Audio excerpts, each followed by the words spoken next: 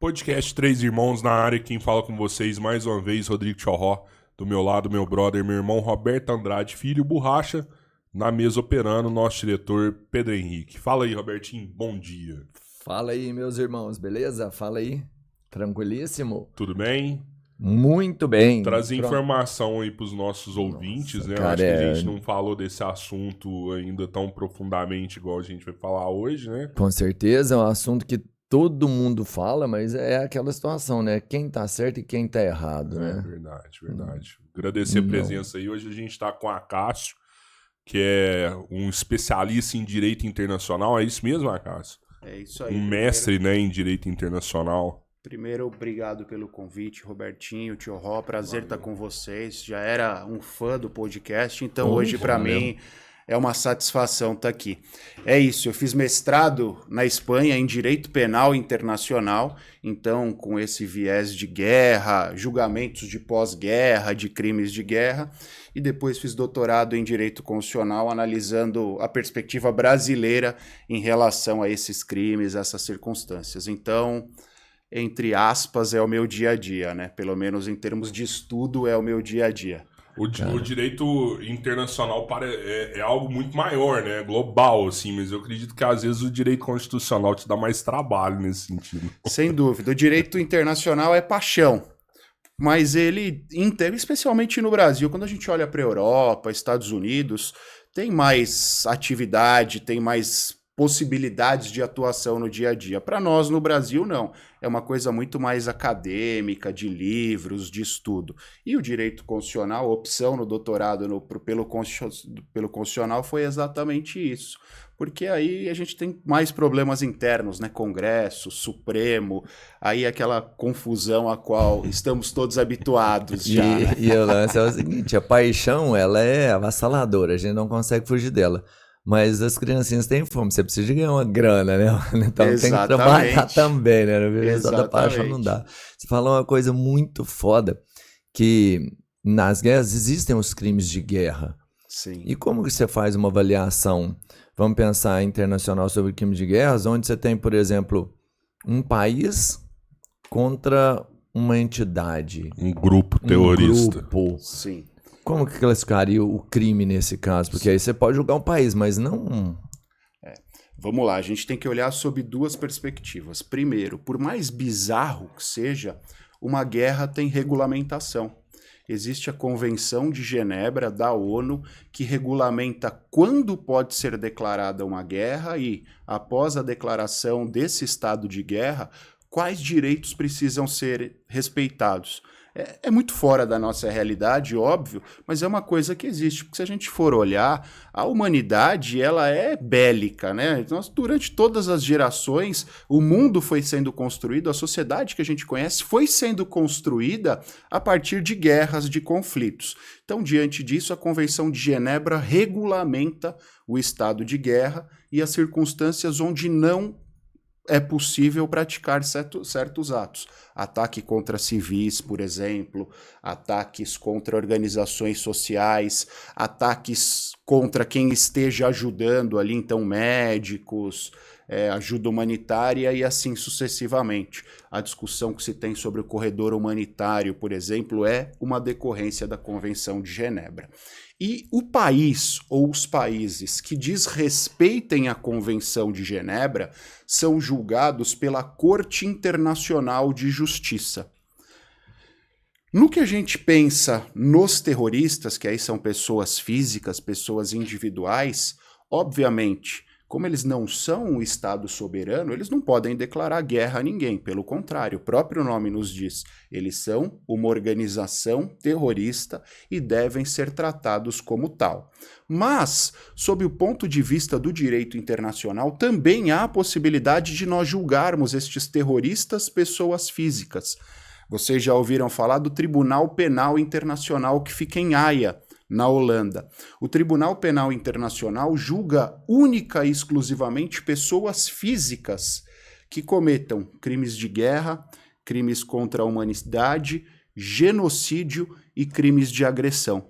Então o país, ou os países, são julgados pela Corte Internacional de Justiça com base na Convenção de Genebra, e as pessoas físicas durante a guerra ou não durante a guerra. Se a gente for olhar a história, nós temos vários genocídios praticados por governantes de um país contra determinada etnia, tivemos no leste europeu, temos infelizmente em vários países africanos. Essas pessoas físicas são julgadas em Haia, na Holanda, pelo Tribunal Penal Internacional. Então a legislação internacional separa essas duas possibilidades. Pô, e é frequente esse julgamento aí? Eu nunca vi nada assim, nunca ouvi falar nada disso. Não é tão frequente como os nossos julgamentos aqui internos, mas é frequente. O Tribunal Penal Internacional surgiu em 98, o Estatuto de Roma, são vários os países signatários do Tribunal Penal Internacional, inclusive o Brasil, está na nossa Constituição Federal, no artigo 5º, a jurisdição do Tribunal Penal Internacional, e ele foi constituído em 2002. Então são 21 anos de existência do Tribunal Penal Internacional. Inclusive, para nós, brasileiros, é motivo de orgulho. Na primeira composição do Tribunal Penal Internacional, nós tínhamos uma juíza brasileira, a Silvia Steiner. O Tribunal Penal Internacional foi constituído em 2002, óbvio que ele demorou para engrenar, porque existem muitas formalidades a serem superadas num julgamento perante o Tribunal Penal Internacional. Mas a partir daí foram julgados ex-líderes do leste europeu que praticaram genocídios e principalmente líderes africanos. Hoje nós já temos uns 30, 40 julgamentos no Tribunal Penal Internacional. Caraca, tem bastante. Bastante, aí, né? bastante. Quando você pega uma história dessa, essa guerra ela já começou há 70 anos. Né? A gente tem um histórico sobre isso.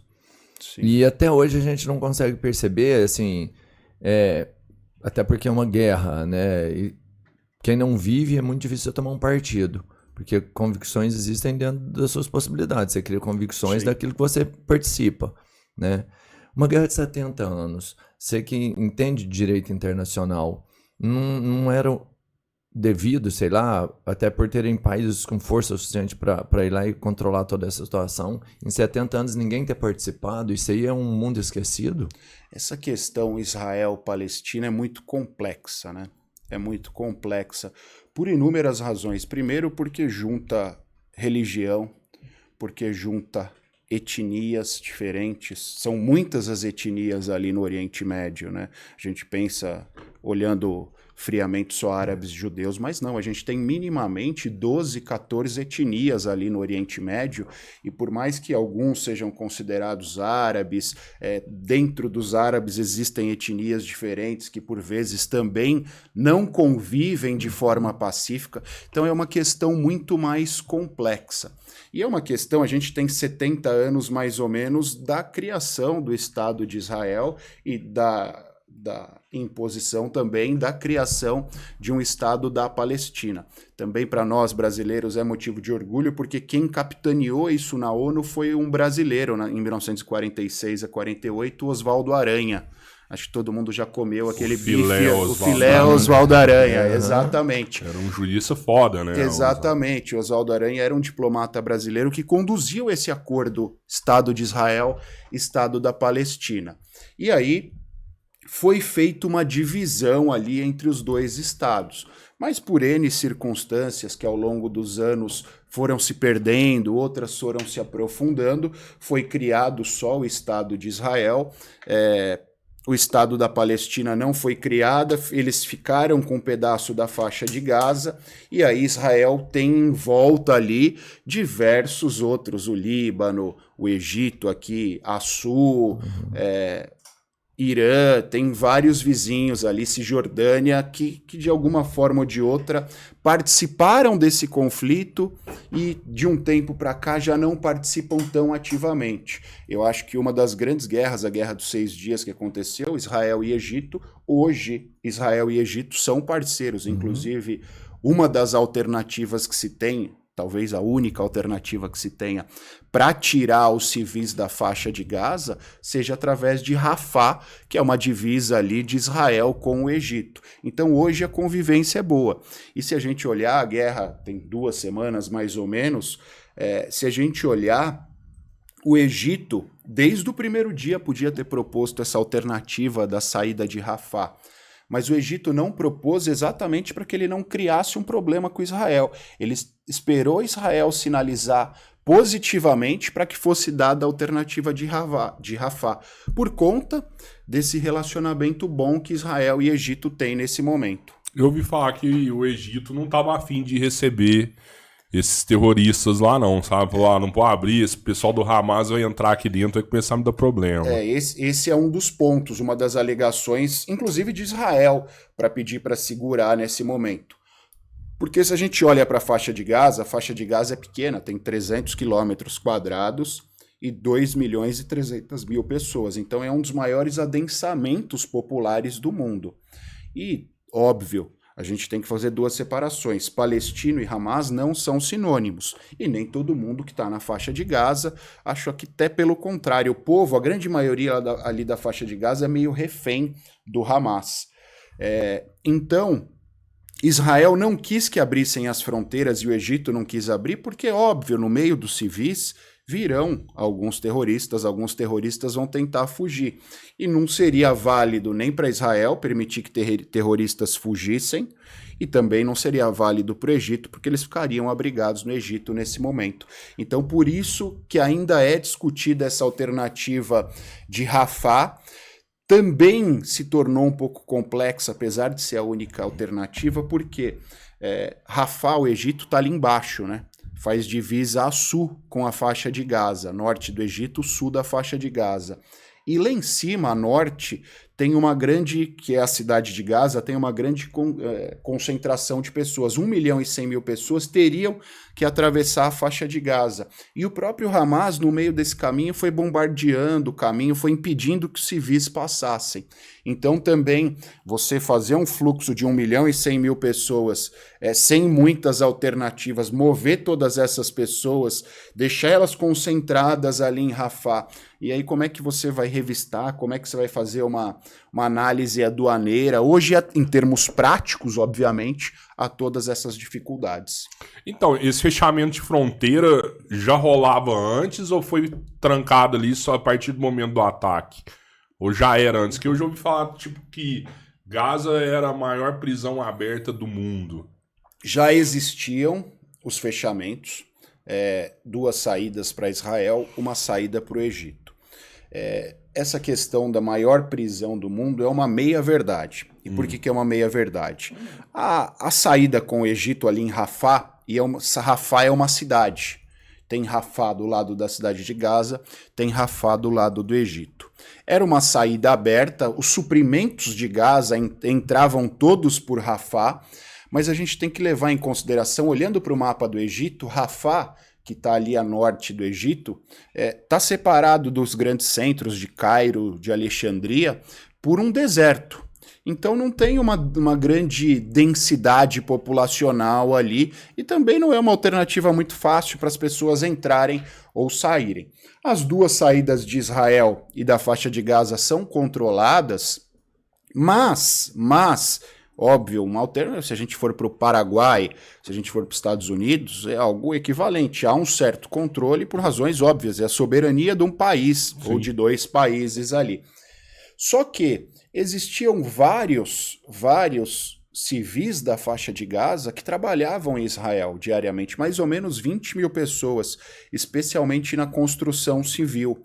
Então, óbvio que há toda uma circunstância conflituosa, Robertinho falou de 70 anos de briga, óbvio, mas também existiam pessoas que vinham da faixa de Gaza trabalhar em Israel. Foi até uma alternativa que Israel encontrou para fomentar economicamente a faixa de Gaza. Porque nós sabemos que a faixa de Gaza tem um problema humanitário, um problema social. E aí, com esses 20.000 empregos, e aí me falta se existia possibilidade de mais ou não, como é que estava sendo estruturado isso. 20.000 pessoas saíam diariamente da faixa de Gaza, vinham para Israel, trabalhavam e voltavam à noite para a faixa de Gaza, faziam essa saída através desses dois portões. Pô, e as pessoas não sofriam na mão do Hamas, não? Será que tem algum relato assim? Pô, você tá indo lá, você é um traidor, velho. Você vai lascar aqui. O povo da faixa de Gaza como um todo. Por quê? Se a gente olha, o Hamas é uma organização terrorista, mas na faixa de Gaza, eles tomaram o poder na faixa de Gaza. Israel é a única democracia ali no Oriente Médio, né? No resto, nós temos ditaduras ou autocracias. Na faixa de Gaza não era diferente, e o Hamas tinha o controle político da faixa de Gaza. Em 2006, o Hamas venceu as eleições, ele teve 46% dos votos, e a autoridade palestina, que comandava até então, teve 43% dos votos. O Hamas venceu em 2006, só que dias depois das eleições, eles mataram todos os adversários políticos. E desde então eles viraram uma ditadura. E eles controlam o povo com pulso firme. Pô, você acha que foi uma eleição justa, assim? Porque parece que é diferente dos resultados da Rússia, da Venezuela, quando tem eleição, os caras têm 99% ali dos votos. Eu acho que a gente tem que levar nessas eleições de 2006 dois fatores em consideração. Primeiro, havia um conflito até então, Israel, autoridade palestina, é algo com... Nós que estamos na casa dos 40 e poucos, crescemos assistindo isso no jornal. Esse conflito existia e é óbvio que o povo ali da faixa de Gaza guardava uma revolta em relação a Israel. Mas também é importante a gente levar em consideração que eles venceram a eleição muito por conta dessa revolta, mas no dia seguinte, dias depois dessa vitória, eles acabaram com qualquer possibilidade de novos processos eleitorais. Então, desde então, não dá para a gente falar se o povo da faixa de Gaza, e eu tenho convicção que não apoia ou deixa de apoiar, eu tenho convicção que o povo da faixa de Gaza, a grande maioria, não apoia. Eles querem viver pacificamente no seu estado, mas são controlados por terroristas. Inclusive é uma coisa... É triste, mas é um problema jurídico que a gente tem. O Hamas, indiscutivelmente, é uma organização terrorista, mas o direito internacional é pautado muito por afinidades econômicas, por afinidades políticas. A Austrália, por exemplo, diz que o Hamas, enquanto detentor do poder na faixa de Gaza, o Hamas político, não é uma organização criminosa e diz que só é uma organização criminosa o braço armado do Hamas. Então, porque aí tem relação econômica, tem uma série de fatores, o que para nós é surreal. É surreal a gente pensar que os caras foram, invadiram, mataram aquele tanto de pessoas e não são considerados uma organização terrorista. Inclusive, subjugam o próprio povo da faixa de Gaza, né? Através dessa ditadura. Assim, só para me voltar numa parte que a gente passou. A gente sabendo que eles são terroristas, que eles fazem atos cruéis, sabe, macabros realmente... Esses tribunais, eles não têm força para mandar, sei lá, qualquer... Porque eles têm um braço armado. Todos esses tribunais, e vamos pensar num tribunal convencional aqui, né?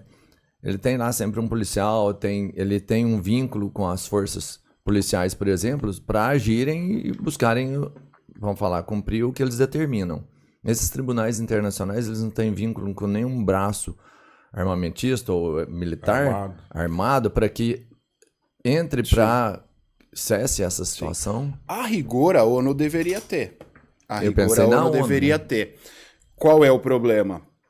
A ONU é composta por vários países, a gente vai falar em determinado momento do Conselho de Segurança da ONU, que é o órgão mais forte da ONU, ele é muito fragmentado. Então, a ONU não tem um exército próprio, mas a ONU... quando atua em determinados países, atua através de exércitos de outros países. Hoje a gente não tem unidade para falar, olha, Estados Unidos e tal, empresta o seu exército que a gente vai intervir na faixa de Gaza, vai intervir em Israel, ou seja lá onde for. Como a gente não tem essa unidade política na ONU, ela não tem braço para fazer isso. Então, essa atuação preventiva para evitar que o conflito aconteça ou estancar logo no começo os efeitos do conflito, ela não existe. Ela não existe. O que existe é uma atuação posterior desses tribunais. Depois que os problemas já estão lá postos, aí eles vão lá, atuam julgando essas pessoas. Mas essa atuação preventiva, ela não tem um exército próprio e não tem um braço, e não tem afinidade política, não tem... Me fugiu o termo, unidade política para os países se juntarem e falarem, pô, vamos lá fazer isso. Toda guerra tem crime de guerra. É impossível não ter. E eu acho que a galera também tá um pouco se lascando pra isso também, sabe? A verdade... Na guerra verdade. Não tem limite pra guerra, sabe? A guerra, eu acho que é o lado mais cruel do ser humano. E por que a guerra é o lado mais cruel do ser humano? Primeiro, normalmente, uma guerra se dá por interesse econômico. Por mais que não externem isso... Mas a grande maioria das guerras que nós tivemos foram guerras motivadas por interesses econômicos. Em segundo lugar, numa guerra, a primeira coisa que morre é a verdade. Infelizmente, por mais que exista a Convenção de Genebra, a tipificação dos crimes de guerra no Estatuto de Roma, como a primeira coisa que morre numa guerra é a verdade, é óbvio que serão cometidos excessos. E hoje a gente vive numa sociedade da informação. Hoje, além das armas numa guerra, a informação é muito importante. A informação é muito importante. E se a gente olha para a Ucrânia, vamos levar a Ucrânia como exemplo. Qual foi a primeira coisa que a Rússia cortou na Ucrânia? Internet. Porque você tira o acesso à comunicação do povo, tira o acesso à informação do povo, e a partir dali que o povo não tem acesso à informação e não pode tirar suas próprias conclusões daquilo, ele está suscetível a qualquer informação que você transmitir. Você pode falar que você está ganhando a guerra, você pode falar que o líder deles é ruim, que você é bom, e você começa a manipular o povo através daquilo. Você manipula através do medo, você manipula através da informação. Então, nas guerras mais modernas que se tem, é isso que acontece. É isso que acontece. Se você for na Ucrânia, talvez a figura do Zelensky, o fato dele estar sempre vestido de militar, ele ser um cara ativo, isso ainda tenha dado por bastante tempo um certo ânimo ao povo ucraniano. Está acabando porque ninguém aguenta 1 ano e pouco, 2 anos de guerra. Isso destrói o país, destrói a economia do país, destrói perspectiva.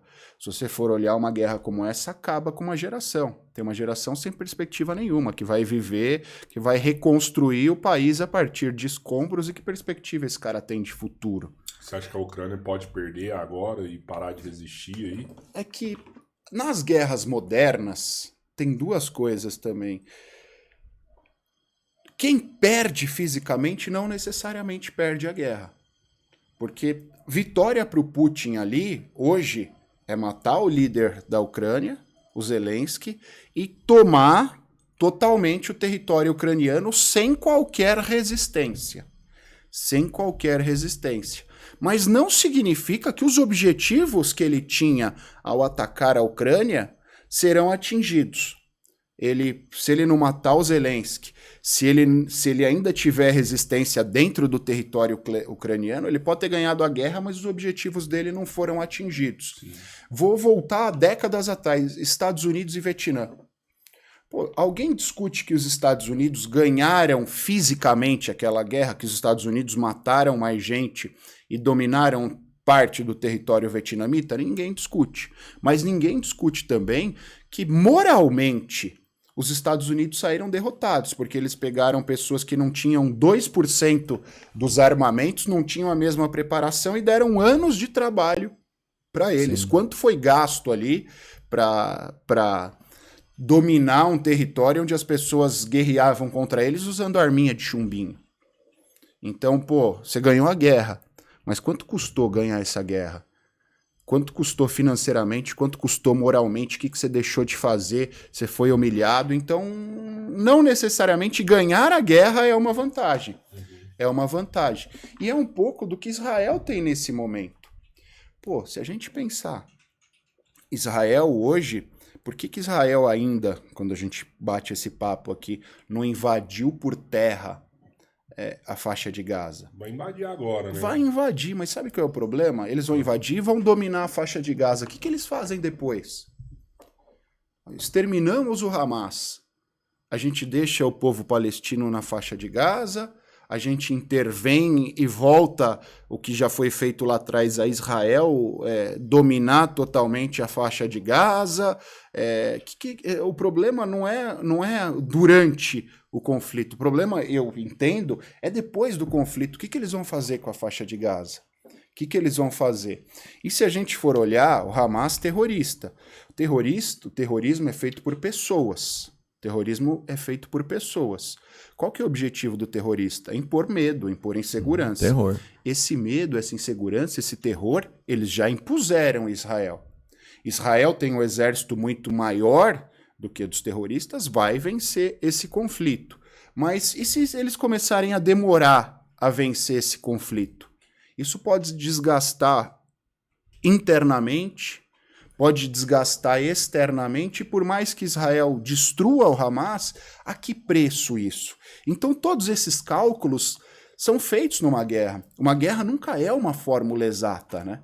A gente nunca leva... Ela não é só estratégia de batalha, só estratégia do campo de batalha. Ela tem outros fatores que por vezes são imponderáveis. Você falando dos dois, eu vou fazer só um link aqui, até porque você já me passou isso aí. Eu tinha visto hoje ou ontem essa mesma informação, que a guerra hoje ela tem toda uma narrativa. Então, às vezes você vai invadir, você vai conquistar, mas existe uma narrativa que vai ter um preço final, né? Você vai ser julgado por isso também, né? Eles invadiram lá, entrou, civis estavam na frente, foi escudo humano, não sei. Se você atira contra uma pessoa civil, você está errado. Mesmo na guerra. Sim. E você me passou que, por exemplo, a Ucrânia ela ficou por anos vista como o lado do bem. E que nessa nova guerra, em 4, 5 dias, essa visão já começou a mudar. Então, eles têm que ter também uma prudência em qualquer ação agora, militar, porque eles já não são mais o lado do bem totalmente visto. Sim. Guerra da narrativa. Exato. Piratas do Caribe, não sei se foi 1, 2, 3, 4, em qual dos filmes, tem uma frase que o Johnny Depp fala, ninguém é herói por tanto tempo que acabe não se tornando vilão. Numa guerra é isso. Guerra da Ucrânia. Durante 1 ano, 1 ano e meio, todo mundo via a Ucrânia como vítima. Sim. Inclusive as grandes potências, Estados Unidos, Alemanha, França, Inglaterra, estruturaram a Ucrânia para que a Ucrânia pudesse se defender. Mas uma guerra é cara. Uma guerra é cara.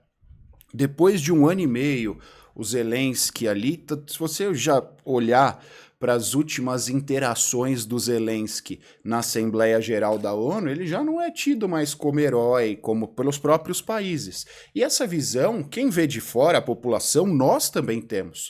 A gente viu esse cara por 1 ano e meio como vítima. De repente você começa a falar, pô, mas será que ele tá tão certo assim? Será que ele não tá fazendo nada errado durante esse 1 ano e meio? Pô, por que ele não vai lá e tenta negociar com a Rússia? Isso é normal numa guerra, a gente vai cansando do estado de guerra. E isso Israel e Hamas, se a gente for olhar, acho que até por conta do histórico dos 70 anos e até por uma questão ideológica também, o desgaste de Israel nessa briga com o Hamas não foi muito rápido. A gente viu Israel, por conta da tragicidade dos atos do Hamas ali, como vítima durante 1 semana, talvez menos que isso. Depois de 1 semana, algumas pessoas, e quando eu digo a gente, eu falo de forma difusa, né? Não eu, você, pensando... algumas pessoas começaram a falar, porra, mas... Israel é tão vítima assim, não sei o que, tá bombardeando civil, o Hamas, a Jihad Islâmica, até o Hezbollah, sabem disso, aquela bomba no hospital que ainda não comprovaram, há uma tendência por parte de alguns peritos em afirmarem que essa bomba saiu da própria Jihad Islâmica e atingiu o hospital, mas só de falarem que Israel pode ter feito isso, mesmo que não tenha feito, isso já gera um desgaste. Isso já gera um desgaste. E numa guerra esse desgaste é ruim. O que eu disse vale repetir. Numa guerra você briga com armas e você briga com narrativas também, né? E você tem que ganhar os dois. Não adianta você dar um pau no cara em termos de armas, mas você perder a guerra de narrativa, que aí você vai ser sempre o vilão que tá batendo na vítima fraquinha. Vai ser sempre um Davi e Golias. Você viu que aquele áudio foi interceptado? Acho que de alguém do Jihad falando que o foguete era deles. Que era deles. Ali, muito provavelmente, né? Se a gente olha para as imagens, o trajeto do foguete... O trajeto do foguete é alguém que tacou de trás, não pode ter vindo do lado de Israel. A tendência é essa, mas é um pouco do que a gente falou, a guerra é narrativa. Vai ter montagem falando que saiu daqui, que saiu de lá. Eu não acho, pensando sob o ponto de vista estratégico, que Israel faria isso. Israel sabe que já tem vantagem e sabe que está todo mundo olhando. Eles não teriam por que se equiparar. Eles foram vítimas de terrorismo, eles não teriam por que se equiparar a quem praticou terrorismo contra eles. Então, sob o ponto de vista estratégico, não teria a menor lógica. Então, a gente bateu um papo imagem, aqui. Tem Sim. áudio, eu acho que já tem prova mais que suficiente para afirmar algo ali, não? É que a gente vive num momento onde tudo é possível. Eu também vou nesse sentido. Mas a gente vive num momento onde tudo é possível. E tem um outro fator que a gente até batia um papo. Israel tem o exército mais bem preparado do mundo. O cara aperta um botãozinho aqui, a bomba cai lá exatamente onde ele determinou. Eles não iam errar um alvo. Eles têm um domo, né? Que acerta o foguete. Exato. Eles não iam errar. Enquanto o Hamas está produzindo foguetes caseiros, literalmente caseiros. A gente bateu um papo aqui, todo mundo viu a imagem daqueles canos de saneamento que são usados para fazer a estrutura do foguete. E você, obviamente, é um morteiro, não é um foguete. Você não tem um controle efetivo, não é um computador, um celular que você bate aqui, você põe as coordenadas e vai cair lá. E vai cair lá. Então é muito mais suscetível a isso. E aí a estratégia de guerra também, né? A gente falou da Convenção de Genebra, você não pode atingir civil. Num estado, num lugar como a faixa de Gaza, onde há uma ditadura, não é impensável que os caras colocaram civis na frente para se protegerem. Não é impensável. Lógico que não. Então, em nenhuma guerra isso é impensável, né? Verdade seja dita. Eu tenho dúvidas, assim... Lógico que tô tão distante, mas os vídeos que eu vejo, assim, me parece que às vezes o povo palestino apoia o Hamas, sabe? Uma parte do povo palestino apoia, cara. É difícil, eu acho que a gente tem que deixar isso claro. O povo palestino e o Hamas não são sinônimos. Sim. Não são sinônimos. Na faixa de Gaza, a gente tem essa dificuldade porque eles estão há quase 20 anos, há 17 anos sem liberdade, subjugados pelo Hamas. Mas também não dá para a gente esconder que há um problema de 70 anos, uma guerra que dura 70 anos, um conflito que dura 70 anos, e isso deixa cicatrizes, isso deixa mágoas, isso deixa um monte de coisa, e cada um vai reagir de uma forma. Não estou falando que é certo, pelo contrário. A gente está vendo manifestação no mundo inteiro apoiando o Hamas, cara. Sim. Aí é um outro ponto. Eu estava até falando ontem com um cara que é correspondente na Alemanha. É uma outra dificuldade que principalmente a Europa vai viver. E por que é uma outra dificuldade que principalmente a Europa vai viver? Porque há um conflito na Síria.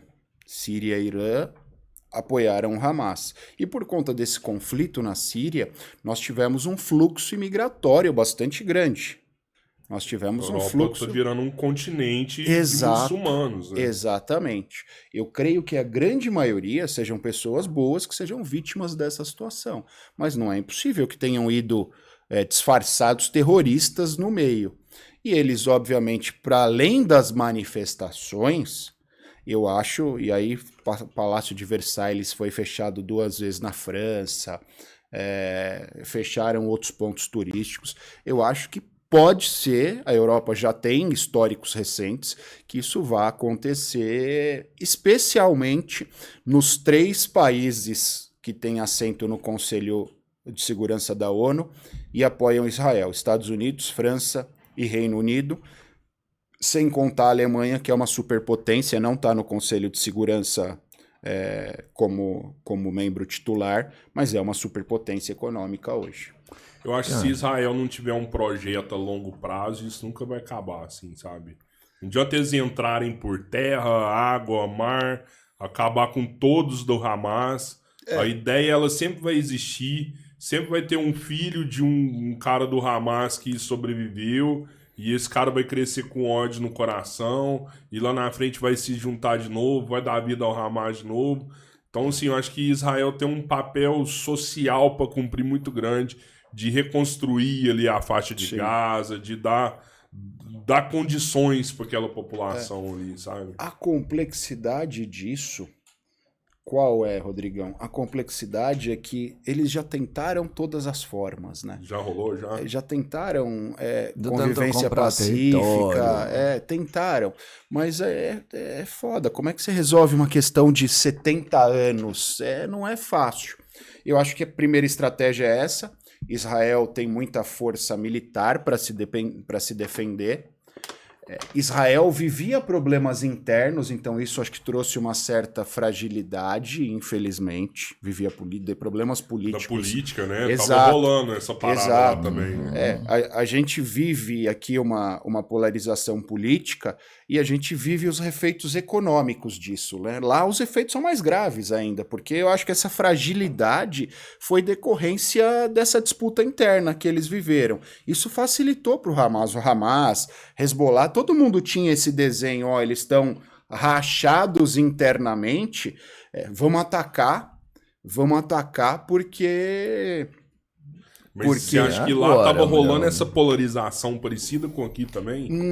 Mais ou menos. O que acontece? Israel, isso eu nem tinha em conta, nesses últimos debates, Israel historicamente foi fundado como um Estado socialista. O Bibi, o Benjamin Netanyahu, que é o primeiro-ministro, hoje ele é de direita, não de extrema-direita. Mas ele, para formar um governo, lá é um parlamentarismo, para formar um governo, ele não tinha mais alternativas ao centro, ele caminhou em direção à extrema-direita. E, obviamente, é composição política, obviamente que para que fosse feita essa composição política, alguma fatura veio, é natural, é do jogo político. Existem faturas democráticas, faturas não democráticas lá, aqui, em qualquer lugar do mundo. Ele se uniu à extrema-direita. Acho que no atendimento às solicitações da extrema-direita, ele foi tolhendo alguns poderes do Supremo Tribunal Federal israelense, alterando algumas legislações. Isso causou uma revolta na população. O povo israelense, não sei se vocês tiveram oportunidade de conhecer Israel, em termos de tecnologia, educação, é uma puta referência. É um puta Estado. Então, é um povo que tem intelecto suficiente para entender que, olha, nós estamos perdendo direito, não sei o quê. Eu não conheço a fundo quais eram os direitos, quais não eram. Estou fazendo um retrato. Isso começou, manifestações, isso rachou o país. Quem era favorável, quem era contrário. E manifestações diárias durante muito tempo. E como a polarização causou aqui, mãe brigando com filho, o cara brigando com o vizinho, um brigando com o outro por questões políticas, isso aconteceu lá, isso gera uma animosidade, isso gera uma separação interna, e quando você separa qualquer grupo, quando você separa qualquer país, é óbvio que ele fica fragilizado. Vocês dois aqui, se vocês brigarem, o podcast fica fragilizado. Isso é inerente ao meio. Exato. Então, eles ficaram fragilizados. Neste momento de fragilidade foram feitos os ataques pelo Hamas.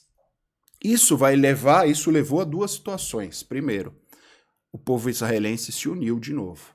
Exato. Todo mundo que você conversa, todo mundo fala, não é momento de nós discutirmos política interna. Agora é sobrevivência. Mas, quando a situação voltar ao normal, eles vão ter que discutir internamente de novo o que aconteceu, o que não aconteceu. E acho, voltando ao que a gente começou a falar, acho que a solução em termos de relacionamento com os vizinhos e a solução com o que será feito com a faixa de Gaza fará parte fará parte dessas discussões dos israelenses como um todo. O que a gente faz com a faixa de Gaza agora? O que a gente faz com os vizinhos? Porque Israel, ao longo do tempo, brigou com todos os vizinhos, mas nos últimos tempos, Egito, por exemplo, tem um bom relacionamento, até com a Arábia Saudita. Israel estava ensaiando fazer um acordo, que é um vizinho histórico, por questões econômicas para os dois lados. Então, vivia um bom momento ali, com exceção, tanto que o ataque se deu pelo Hamas e agora pelo Hezbollah, que são órgãos terroristas e não por países, né? O Hezbollah ainda não está diretamente, assim, oficialmente junto. Já tá. O que não, porque o que ele é uma força bem maior do que o Hamas. O Hamas, O que nós temos hoje é uma guerra de escala, não propriamente uma guerra de escala, mas nós caminhamos talvez para uma guerra de escala. Por quê? O Hamas aqui, e se o Hezbollah atacar daqui, a Israel teria que atacar em duas frentes. Se a gente olha, é uma coisa de estratégia militar, se a gente olha, foram convocados 300, 400 mil reservistas em Israel.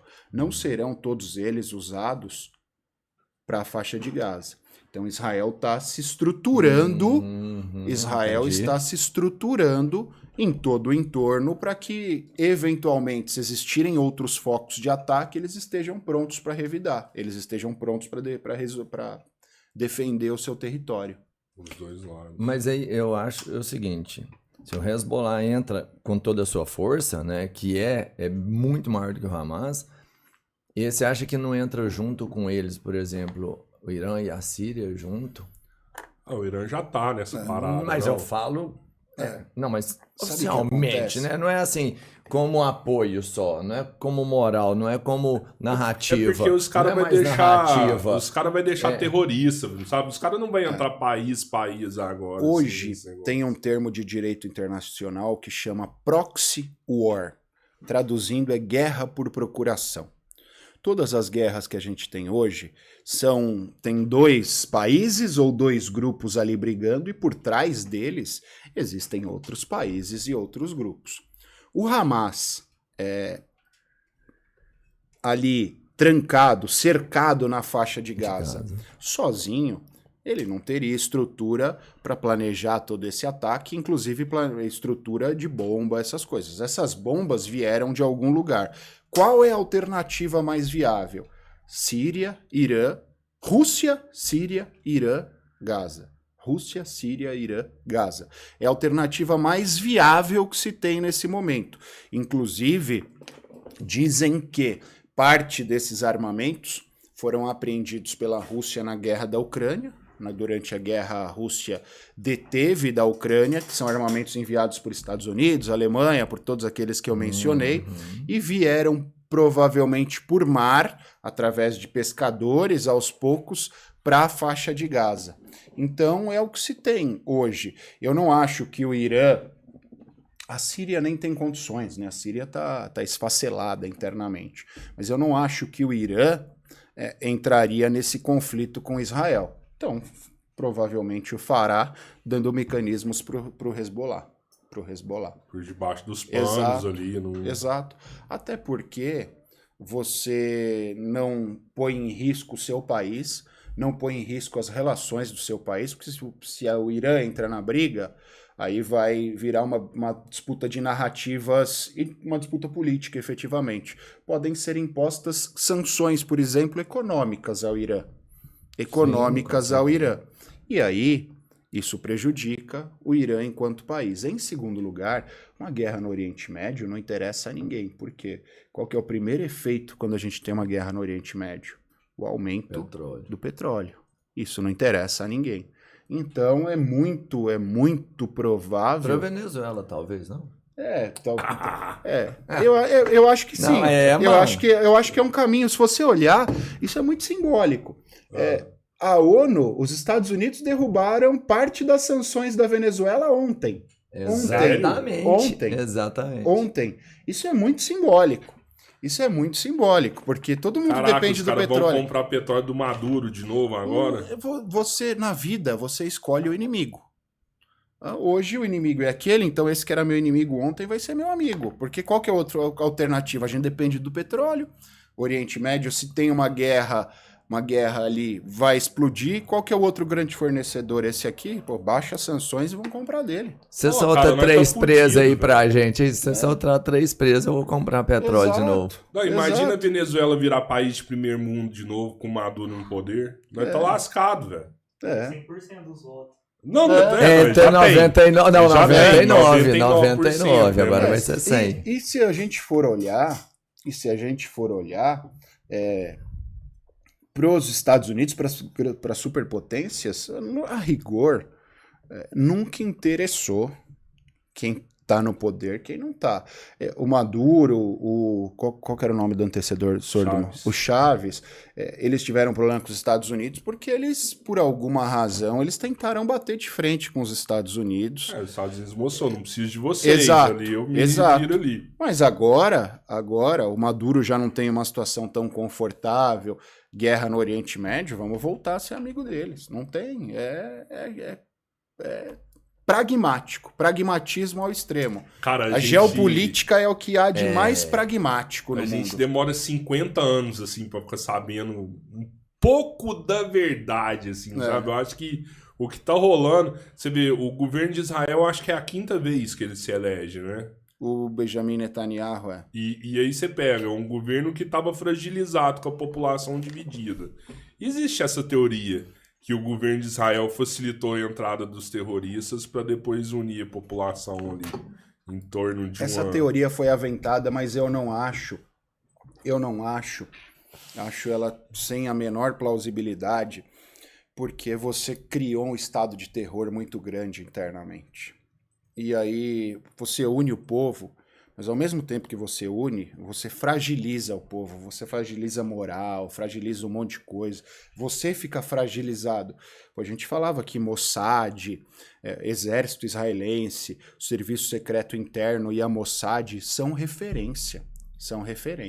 Então como que essa referência deixa isso acontecer? Esse é o ponto.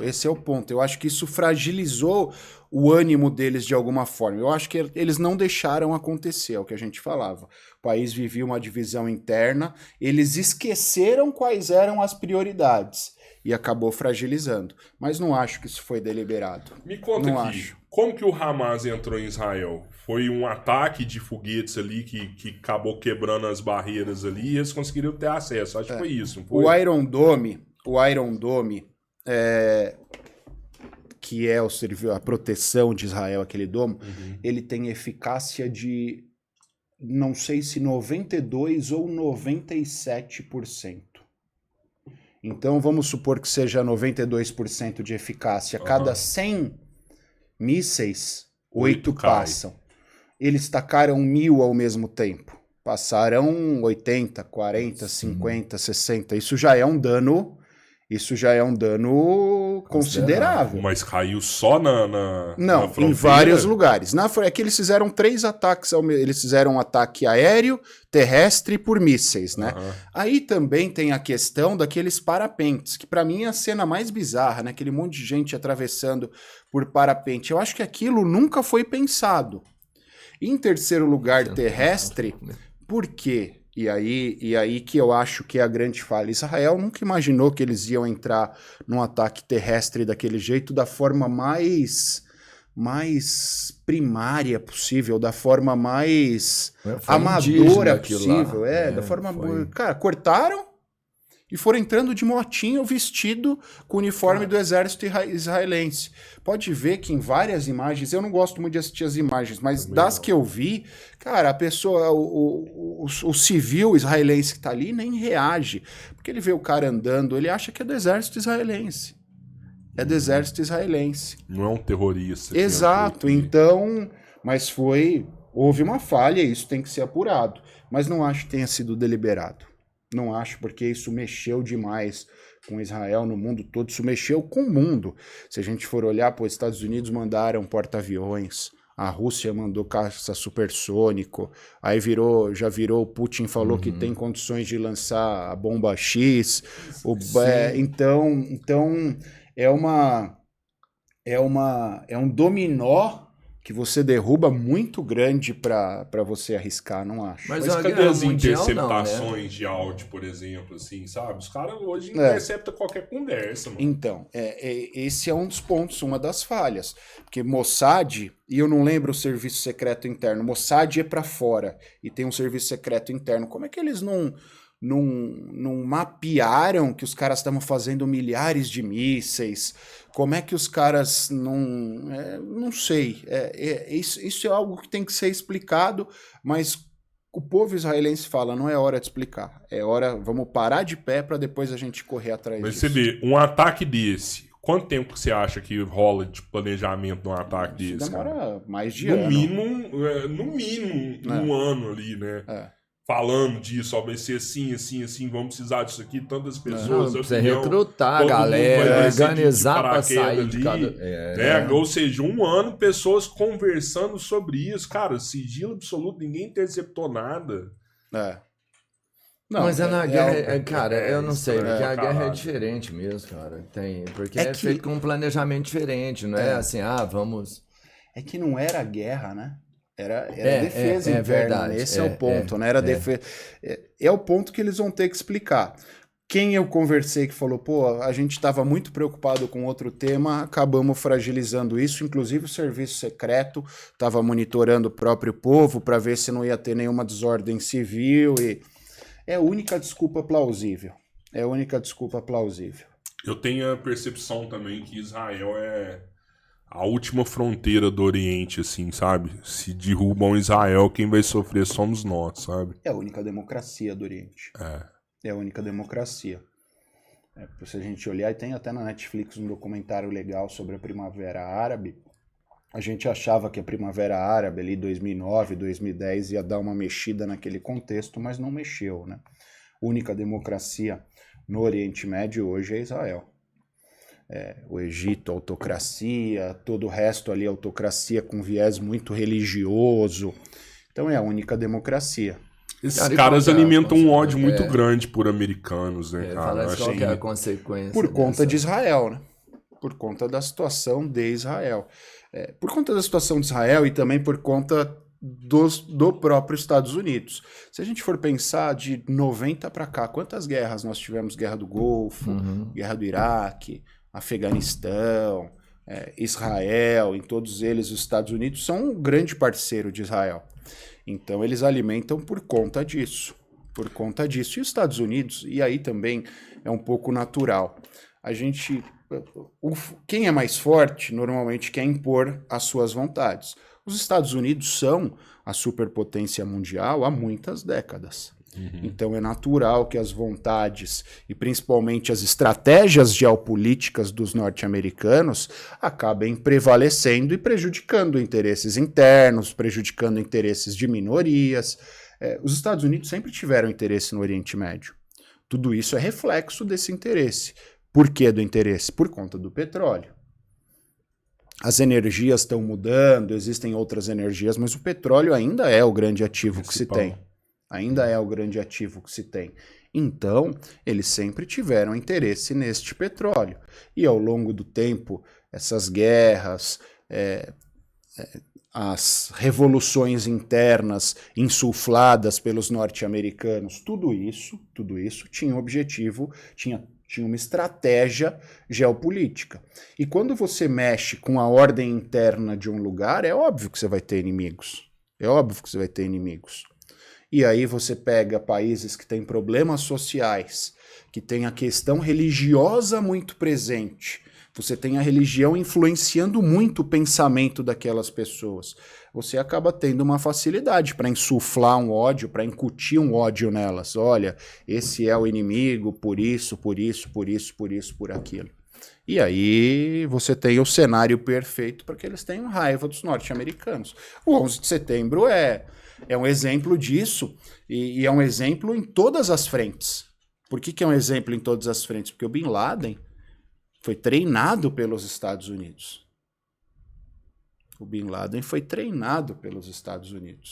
Os conhecimentos e as estratégias que ele tinha... Só treinamento de guerra? Eu sei que ele estudou nos Estados Unidos. Treinamento de guerra, porque ele era líder... de uma etnia, alguma coisa que era vinculada aos Estados Unidos, que naquele momento era interessante para os Estados Unidos contra o poder colocado ali no Oriente Médio. Então ele foi treinado para que ele insuflasse essa guerrilha, essa guerra civil naquele país. E aí, por alguma razão, os Estados Unidos deixou de ser interessante para os Estados Unidos foram julgando ele, subjugando ele, povo dele, e aí a coisa virou. Isso é comum, pô. A gente tem aqui, na América Latina, década de 70, 80, Argentina, Brasil, Chile, todos estes golpes que se tem, em todos eles sempre teve um dedinho norte-americano.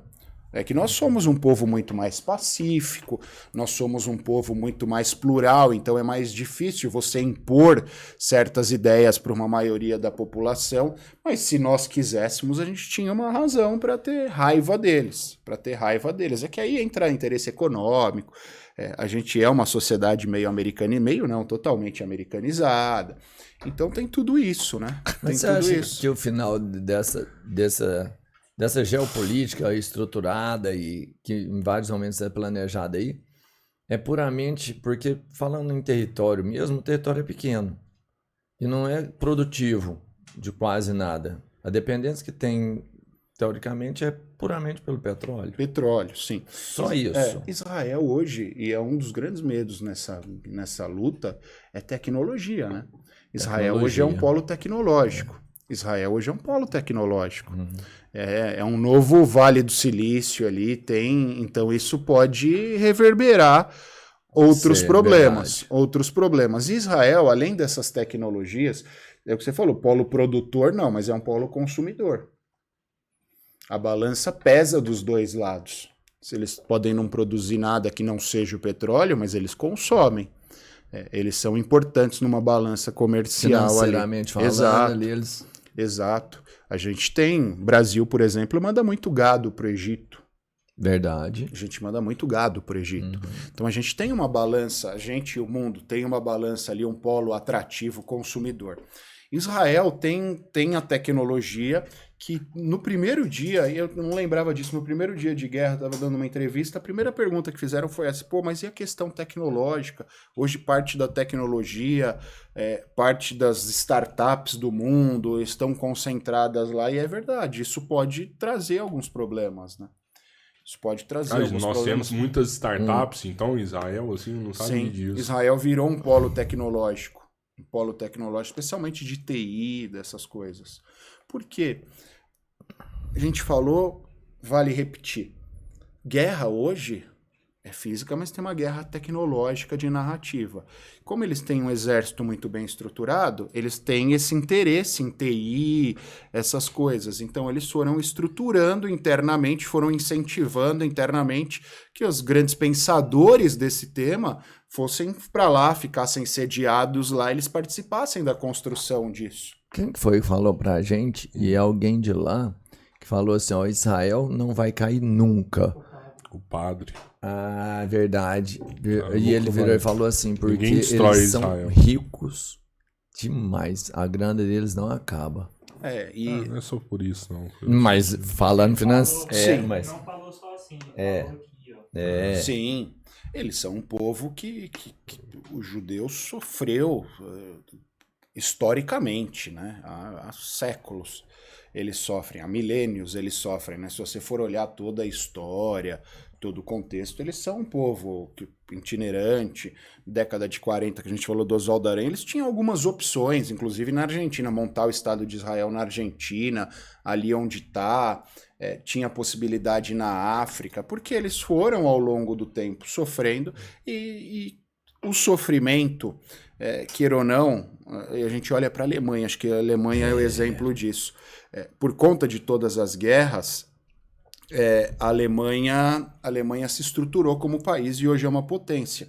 O povo judeu, Israel, a mesma coisa. Eles foram sofrendo várias guerras, vários genocídios ao longo do tempo. Eles se estruturaram. Eles têm o Estado de Israel, eles estão espalhados pelo mundo, setor financeiro, uma série de setores. Então eles têm exatamente isso. Têm a capacidade financeira e eles tem a proteção necessária enquanto sociedade, enquanto povo, para qualquer ataque desse tipo. Você acha que os judeus aqui do Brasil estão mandando dinheiro para Israel para ajudar nessa guerra? Eu acho que não sei de que forma eles mandam, mas eles ajudam. Porque eles fazem isso, né? Historicamente, tipo, eles ajudam. Todos doam, né? O Banco Safra doa uma porcentagem historicamente ali pra eles judaica. ajudam. Historicamente eles ajudam Israel.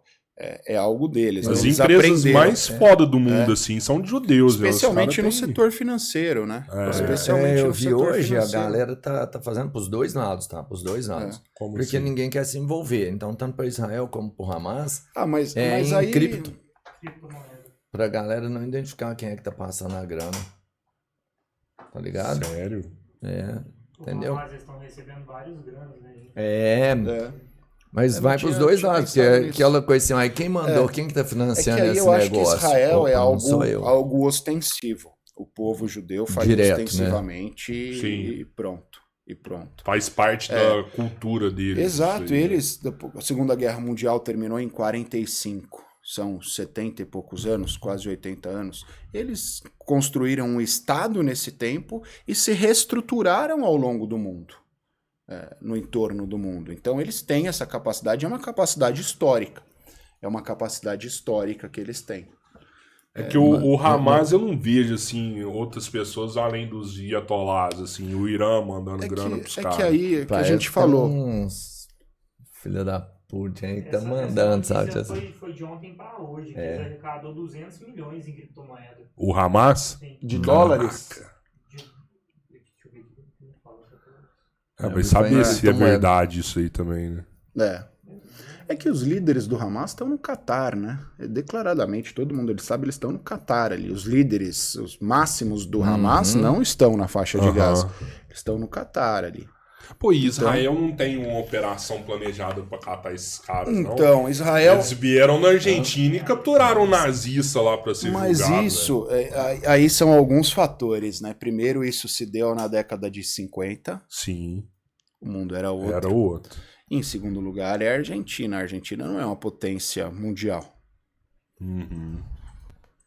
Você olhar para o Catar hoje não é potência, mas tem petróleo, tá ali no Oriente Médio, tem N fatores e eles são parceiros de Israel comerciais, então tem N fatores. Eu sempre brinco, mas é verdade, você escolhe com quem você quer brigar, você não vai sair brigando com qualquer um. E nesse momento, na cabeça de Israel, proteger as fronteiras, pode ser que o Mossad, alguém pense numa alternativa para buscar essas pessoas, para atacar essas pessoas, mas não vai ser ostensivo. Quem que financia o Hezbollah? O Hamas é o Irã, o Hezbollah também é a mesma situação? Síria, Irã... São o esses tá caras mais financiando perto ali, todos né? ali, né? O Hezbollah tá até mais perto. O Hezbollah é mais bem estruturado, inclusive. O Hezbollah é maior, é mais bem estruturado. Já ouvi falar que é mais agressivo também. Sim. Eu tava vendo lá também. Cara, como que pode ser mais agressivo que o que mas aconteceu? tem mais de 115 mil bombas. A agressividade aí decorre da estrutura. Se eu tenho estrutura... Sim, entendi. Agressivos todos são. Qualquer terrorista é agressivo. Mas a lesividade, os danos decorrem da estrutura que ele tem. Da capacidade financeira, da capacidade de comprar arma, da capacidade de fazer bomba, da capacidade de estruturar uma invasão ao território. Cara, o tanto que isso é perigoso, velho. Israel deve ter... Se coloca no lugar de Israel, assim, os caras devem ter uma preocupação tão grande desses caras arrumar uma bomba atômica, velho. Imagina uma bomba atômica na mão do Hamas, sabe, porque isso não tem velho, esses caras soltam na Código hora, de velho. Genebra nenhum que limite isso. Mas é que esses caras, Hamas, Hezbollah, são terroristas. Mas também, se a gente for olhar, acho que o Irã, a gente tem toda uma discussão se tem a bomba atômica ou não tem, né? Parece que não, né? Isso deu uma esfriada, mas se o cara tem urânio, tem os mecanismos, ele faz. É possível, né? Ele faz. Mas é um pouco do que a gente falou, uma guerra econômica. Se o cara soltar uma bomba atômica, esse cara nunca mais vai... e aí isso nunca mais vai reconciliar, isso gera um problema na ordem mundial muito grande. Então é pouco provável. E o Irã e a Síria, usam Hezbollah, Hamas meio como um pitbull. Quando você quer que ele morda alguém, você solta, mas na maioria do tempo você prende, você... É um pouco isso, é um exemplo chulo, mas é um exemplo... Então, também para esses caras não é interessante, esses caras, com exceção a Hamas e Hezbollah, mas Síria, Irã, esses caras não são fanáticos a ponto de, vai lá e explode. É o cara da Coreia do Norte. É o cara da Coreia do Norte. Pô, tem a bomba. Por que ele usava a bomba? Quando acabava o dinheiro, ele ameaçava ter uma bomba, os Estados Unidos, as grandes potências, iam lá e davam mais dinheiro para ele. Ele não quer soltar isso, ele não quer soltar bomba atômica nenhuma, ele quer continuar sendo financiado por esses países. Então é um pouco isso, não tem interesse. Cara, isso é pra manter o governo, então. Você me falando que eles são tipo os pitbulls, que eles vão soltar ali pra fazer um terror mesmo. E a gente já teve um convidado aqui falando exatamente sobre isso, que quando você tem um governo, uma ditadura, que ele nem necessita de um exército, sabe? A milícia dele, ele sempre tem alguém que ele vai lá só pra tocar um terror e com isso ele controla toda a população como ele precisa. Sim. Né? Porque, é um jogo muito maior. Sim, porque soberania, Estado, Exército, está sujeito a muitas regras. A gente começou o bate-papo falando sobre isso. Tem Convenção de Genebra, tem agora uma milícia, uma organização terrorista, não respeita nada nem ninguém. E aí você consegue manipular esses caras e usar esses caras quando é necessário para os seus interesses. Solta, vai lá e pronto. Você acha que essa guerra ainda vai muito tempo, cara? Eu acho que a dificuldade eu acho que a dificuldade é a solução com que Israel vai fazer com a faixa de Gaza. Por isso que Israel não está com pressa de entrar. Estão monitorando os túneis. Tem 300 quilômetros quadrados, mas tem 500 quilômetros de túnel. A faixa de Gaza, dizem, né? Então estão monitorando os túneis para eles entrarem devagar pelos túneis, para que não seja assodado, mas... Qual é a ausência de pressa de Israel? É essa. Se você invade e você domina o território, você precisa dar uma solução para ele. Você já testou várias soluções. Nenhuma delas funcionou. Você precisa estar pensando numa solução para quando isso acontecer. Você acha que a mídia pode ser responsável? Os túneis são a maior dificuldade hoje, né? Para Israel são os túneis, né? Se não tem realmente uma eficácia, esse túnel que barra tudo isso. Israel tem uma tecnologia que eles escondem para monitorar esses túneis, né? Eles medem ar, eu não sei se é pelo ar, pelo fluxo de ar, alguma coisa que eles conseguem monitorar. Qual é o problema? São 500 quilômetros. Daqui em Araguari, praticamente. Sim. Então, é bastante coisa. E você, por mais dentro que você... de um pedacinho pequenininho. Não, né? é só buraco. Ali embaixo é um formigueiro. Acho que Gaza é 6 km por 30, né? 30 tem o menor pedaço 6, o maior 12. Então... 6, 12, 30. Cara, meia hora você corre tudo. Exato. Então, imagina tudo isso com túnel e tem uma coisa, o fator surpresa, o fator desconhecimento. Você não conhece os túneis. Quem tá lá conhece. Então você entra com fator surpresa, sem conhecer, num lugar fechado, apagado, deve ter um monte de armadilha, deve ter um monte de coisa. Então também todo mundo sabe que vai ser uma carnificina, né? Então, você não tem uma solução para o que vai fazer com o território e não tem uma solução para que aquilo seja efetivo, vamos devagar. Eu já ouvi falar que o Hamas também, ele privilegia bastante, assim, o terrorista dele que ataca alguém de Israel, sabe? Você matou um israelense? Não, toma aqui, um prêmio pra você. Sim. Você foi preso pela polícia israelense, voltou, toma outro prêmio pra você. Sim. Para você forçar alguém, e se você olha para as mochilas dos terroristas que entraram no dia 7, ninguém levou água nem mantimento. Então eles foram dispostos a não voltar, a não sobreviver. Para você fazer com que alguém tenha essa cabeça e tenha grandes chances de não voltar e ferre-se se não voltar, ou você faz isso com um sentimento muito forte, com um sentimento de raiva muito forte, um sentimento de amor religioso muito forte. Ou com um prêmio muito grande. Ó, se você voltar, você é herói. Se você não voltar, se você voltar, você é herói na terra. Se você não voltar, você é herói no céu. Você vai ter 150 virgens. Exato. Eles prometem as virgens do céu pros caras. E tem isso e tem também o viés sentimento, né? Todo esse tempo de guerra, muitos perderam pais, perderam mães, seja lá quem tiver certo numa guerra, existem baixas, e quem perdeu um ente querido, quem perdeu seu país, inegavelmente ficará com o sentimento de raiva.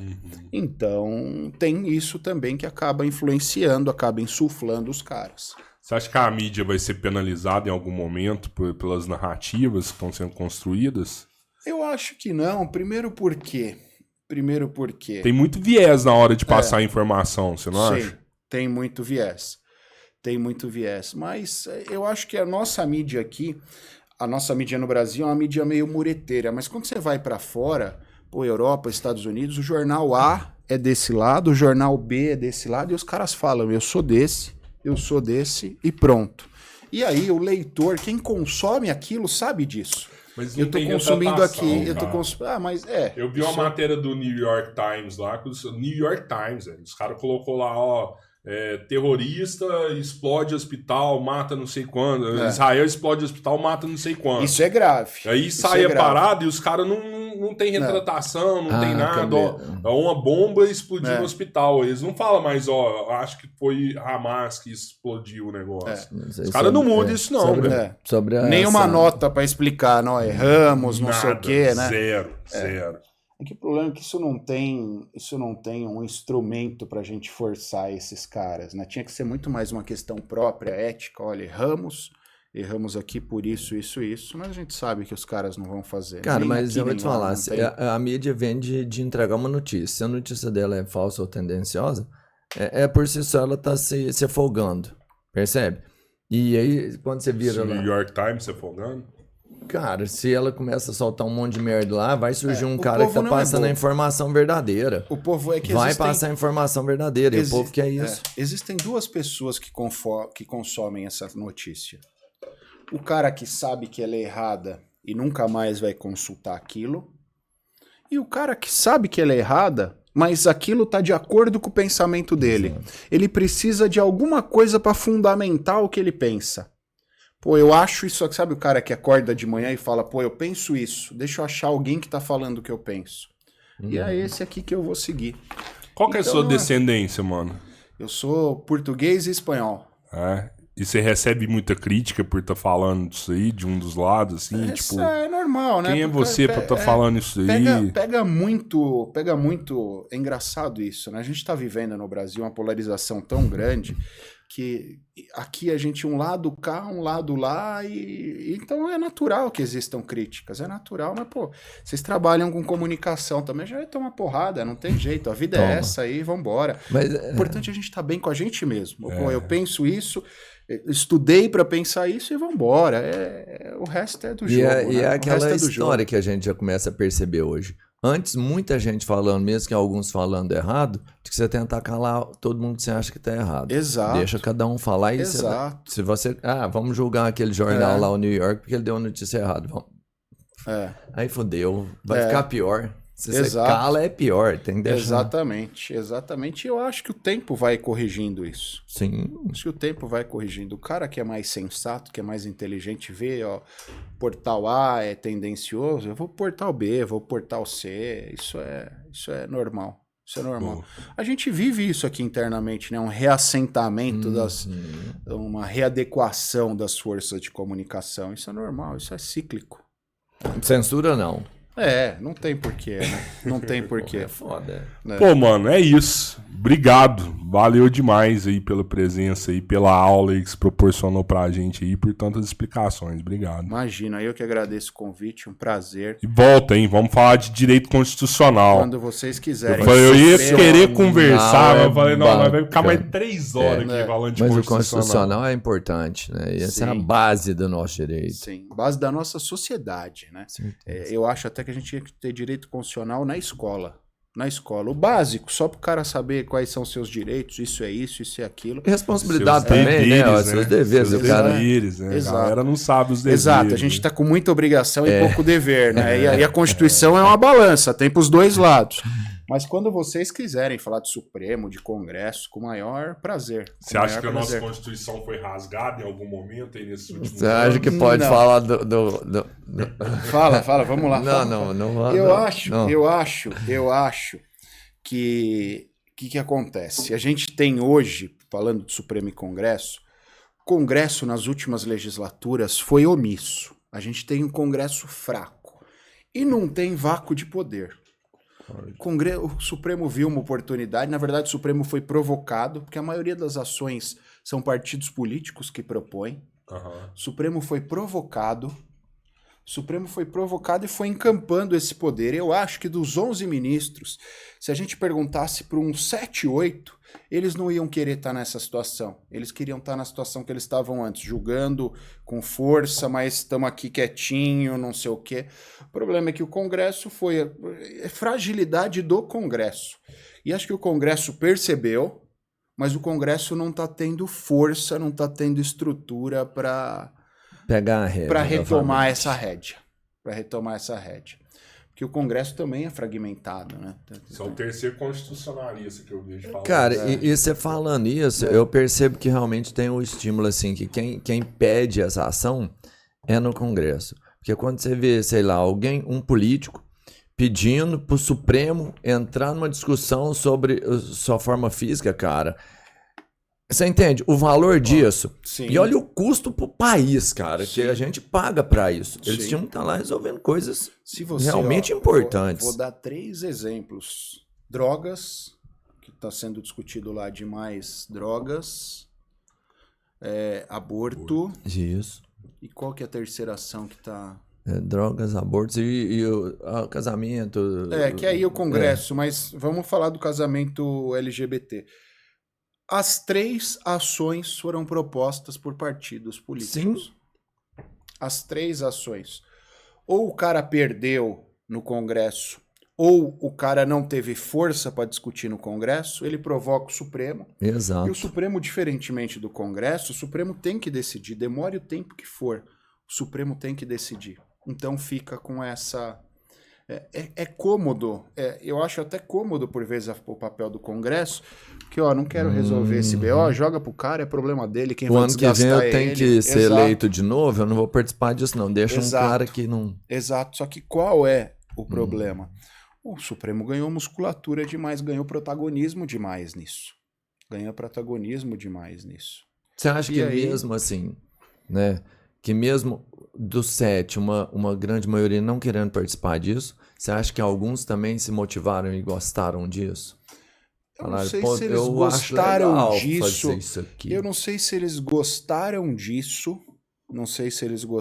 disso. Ou se eles gostaram do protagonismo. Isso. Da mídia, do holofote. Eu não sei se aí, tá no pacote do conflito o holofote. Tá no pacote do holofote o conflito, aliás, vambora. Mas eu acho que a grande maioria não quer esse holofote, porque se você for olhar executivo, legislativo e judiciário, os 3 poderes, historicamente o judiciário é o mais escondidinho deles lá, é o mais... E é natural, porque, é inerte, não é o cara que... Exato. E o judiciário, uma coisa engraçada, se você faz pesquisa de credibilidade, historicamente, mesmo antes de tudo isso, o judiciário é o poder que tem menos credibilidade, porque o judiciário sempre tem 2 partes, pelo menos 2 partes, e uma sai perdendo sempre. Então quem perdeu sempre vai achar que aquilo vai achar N razões. Então o judiciário sempre se manteve afastado dos holofotes por isso. Porque eu sou inerte, sou imparcial e as pessoas não entendem a minha atuação, às vezes não dão credibilidade a isso e pronto, tô bem com isso. No momento em que o judiciário transpõe essa barreira e vai para o holofote, vai para a mídia, seja qual for a razão, isso acaba quebrando um pouco a ordem natural das coisas, aí começam todas essas provocações, todos esses questionamentos. Apesar que eu já vi umas críticas do Dr. Ives contra o STF também. Ele mudou para o professor Ives. O professor Ives, eu acho que ele está no extremo também. O Supremo está no extremo, ele está no outro aqui. Acho que o meio do caminho é a solução mais razoável. Ele foi muito... Tanto que ele recuou depois, né? Essa coisa, principalmente do 142 lá, que ele fala das Forças Armadas como poder moderador, ele falou, depois ele viu que ele não ia sustentar aquilo constitucionalmente, ele recuou, mas ele também tem ele tentou mandar o filho, ele tem um filho ministro, sim, né, do TST, sim. Tentou fazer o filho ministro, então tem uma junção ali de coisas, tem uma junção. Gosto muito dele, participei de um conselho que ele preside, mas tem uma junção. Existem ressalvas. Exato. Não a ele, mas a esse posicionamento em específico. Boa. Legal. Específico. Quem quiser te achar, como que... @Acácio Miranda. Acácio com C, A-C-A-C-I-O Miranda. Você tem uns livros também, não tem? Lançados? Tenho. Lancei um recentemente, falando de lavagem de dinheiro, que é um dos temas mais... quentes que nós temos. Pô, a gente vai conversar disso aí segunda-feira, cara. Bacana. Eu vou... Lavagem, aí tem um de leis penais especiais, tenho... Meu 3, mas em coautoria tem uns 12, 13. Qual que é o melhor negócio pra lavar dinheiro hoje no país? É não lavar. É não lavar. Mas cresceu, né? O crime pós-mensalão e lava-jato, lavagem de dinheiro virou uma das celebridades do direito penal, né? Sim. Pô, ninguém falava de lavagem de dinheiro, hoje todo mundo fala. Não, é óbvio. Então... O certo é não lavar, óbvio, né? Mas tem... A galera que faz lavagem de dinheiro procura alguns negócios pra isso, né? Tipo, eu já ouvi falar que hotel é excelente pra lavar dinheiro. Eu acho que cripto hoje é um dos caminhos. Cripto é um dos caminhos, porque você não tem fronteira. Você não rastreia o negócio, né? Inclusive, lavagem de dinheiro, meu mestrado, eu falei sobre lavagem de dinheiro transnacional.